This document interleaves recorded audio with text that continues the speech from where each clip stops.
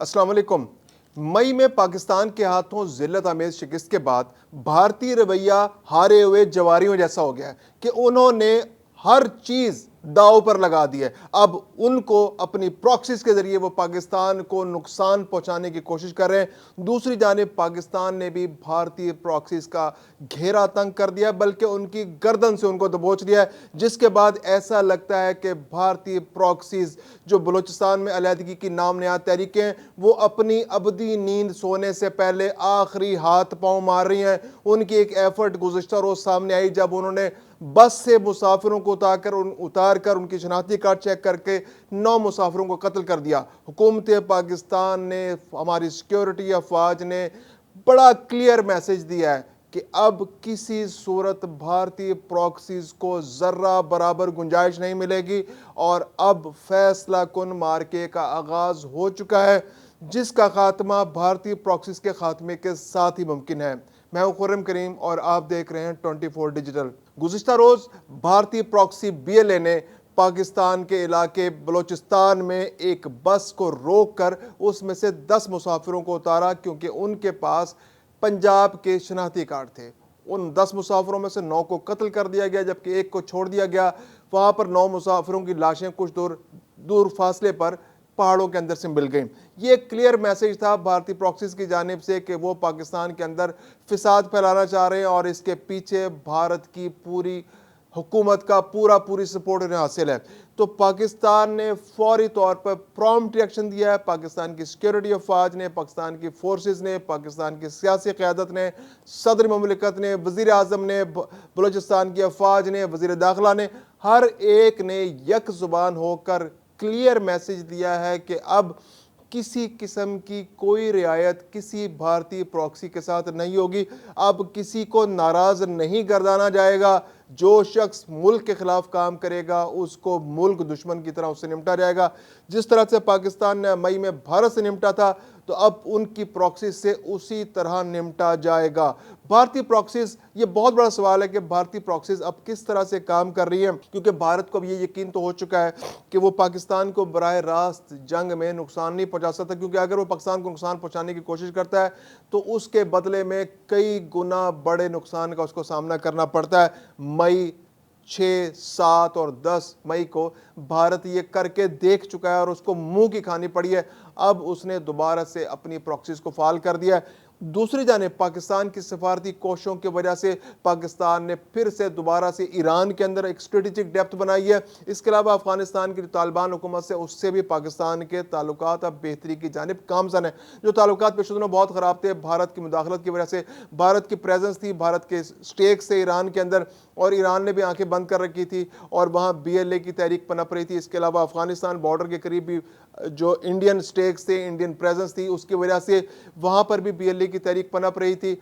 अब दोनों जगह पर पाकिस्तान के सफारती ताल्लुकात की वजह से दोनों ममालिक के अंदर BLA के लिए स्पेस खत्म होती जा रही है। BLA अब दुम दबाकर भाग रही है, सरहद के इस जानिब जाती है, कभी इस जानिब जाती है, और उनके पास कोई ऑप्शन नहीं है कि वो अब आखिर में, जैसे बहुत बेचैनी में, इज़्तिरारी कैफियत में ऊँट पटांग हरकतें करते हैं, तो अब उनकी ऊंट पटांग हरकतें वाज़े होना शुरू हो गई हैं, क्योंकि उनके अंदर अब इतनी सकत नहीं रही, इतनी गुंजाइश नहीं है, इतनी सपोर्ट उनके पास नहीं है। और पाकिस्तान ने भारत के साथ उनके राब्ते अब मुनक़ता करने शुरू कर दिए हैं।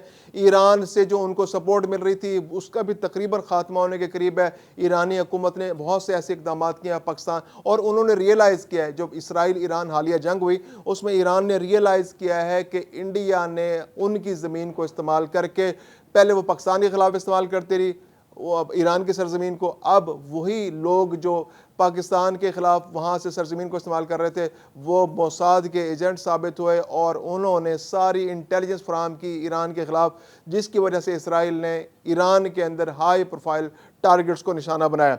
तो अब ईरान के अंदर ये बहुत क्लियर रियलाइजेशन है। दूसरी जानिब चाइना ने भी बहुत इंपॉर्टेंट किरदार अदा किया है पाकिस्तान और अफगानिस्तान उनके दरमियान ताल्लुकात को बहाल करने में, क्योंकि अफगानिस्तान, चीन भी एक बहुत बड़ा स्टेक होल्डर है CPEC की वजह से, और BLA जो है वो CPEC की सबसे बड़ी दुश्मन है, क्योंकि CPEC का ज़्यादा सा रास्ता जो है बलूचिस्तान के अंदर से गुजरता है, और चीन का नुकसान भी उतना ही शदीद होता है जितना पाकिस्तान का होता है, क्योंकि चीनी इंजीनियर्स का बहुत बड़े पैमाने पर नुकसान हो रहा है। तो इस सारी सूरत हाल के अंदर भारत जो जिस तरह से सपोर्ट कर रहा था, पाकिस्तान ने हर फोरम पर अब इस मसले को उठाना शुरू कर दिया है। डोजियर्स पहुंचाए जा रहे हैं, दुनिया भर की तंजीमों को, अक़वाम मुत्तहिदा को, दोस्त ममालिक को बताया जा रहा है कि किस तरह से भारत पाकिस्तान को नुकसान पहुंचा रहा है।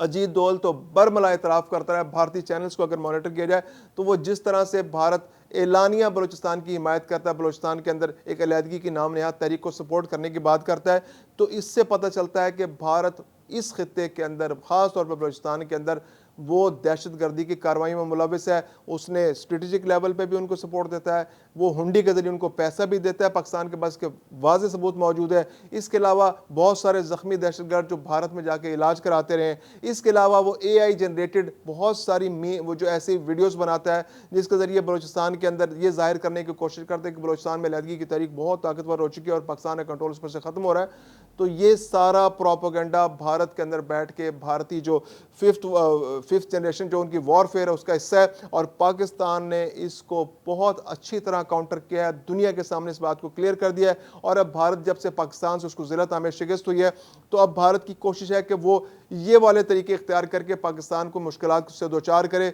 जबकि पाकिस्तान ने कोर कमांडर कॉन्फ्रेंस में कल अस्करी कुव्वत ने बिल्कुल क्लियर कह दिया है कि अब प्रॉक्सीज के खिलाफ फैसला कुन मार्का होगा, अब उनको नहीं छोड़ा जाएगा।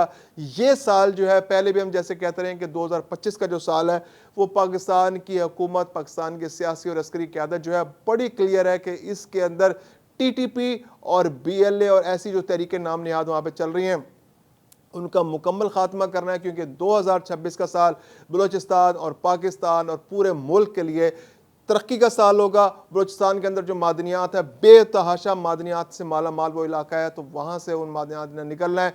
फॉरेन डायरेक्ट इन्वेस्टमेंट उस इलाके के अंदर ने आनी है। CPEC वहाँ से गुजरना है। गवादर पोर्ट ने ऑपरेशनल होना है। तो ये सारे मंसूबे अमन से मुंसलिक हैं, और पाकिस्तान की सिक्योरिटी अफवाज ने बिल्कुल क्लियर कर दिया है कि अब ये जो मुट्ठी भर जो ये चंद शरपसंद हैं, जो शरारती लोग हैं, जो भारत की प्रॉक्सी वॉर लड़ रहे हैं इस खित्ते के अंदर, क्योंकि अब बलूचिस्तान के अंदर भी रियलाइजेशन बहुत शदीद हो गई है कि ये तहरीक, इसके रूट्स नहीं है, इनको अवाम से कोई सपोर्ट नहीं मिल रही, अवाम की जानिब से भी इनको रेजिस्टेंस है, क्योंकि जिस जिस इलाके में ये छोटे छोटे इलाकों में कंट्रोल बनाते हैं वो यहाँ वहाँ पर अवाम को ज़्यादा तंग करते हैं। अवाम उनकी वजह से बहुत परेशान हो जाते हैं, यानी उनको कोई सिक्योरिटी नहीं मिलती, बल्कि ये वहाँ पर बच्चों, बूढ़ों, जवानों को परेशान करते हैं, उनसे पैसे लेते हैं, उनके लिए सिक्योरिटी प्रॉब्लम्स पैदा करते हैं। तो अवाम के अंदर भी रियलाइजेशन है कि ये तहरीकें पाकिस्तान के नुकसानदेह। फिर इन तहरीकों की कमज़ोरी अब खुलकर सामने आ रही है कि ये अब कमज़ोर टारगेट्स को, जैसे 2024 के अंदर उन्होंने बच्चों की बस को खुशदार में हमला किया, इसमें 30-35 बच्चे जो है शहीद हो गए। तो वो भी एक इनकी कमज़ोरी, इनकी बुज़दिली को आश्कार करती है। फिर अब एक मुसाफिर बस में जिसमें गैर मुस्तल्ला लोग मौजूद थे, जब फौजियों पर हमला होता है तो उसको जवाब मुंह तोड़ इनको मिलता है, वहां पर इनका हमला करने की हिम्मत नहीं होती।